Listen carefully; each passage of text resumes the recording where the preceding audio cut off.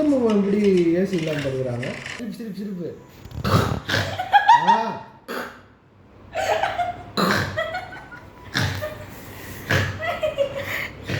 வீட்டுக்குள்ள பண்ணி பூந்துச்சு போடுறா.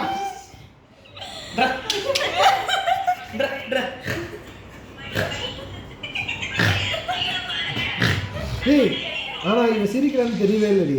அவதானே தெரியல அப்படின்றாளா? பத்திரமா பண்ற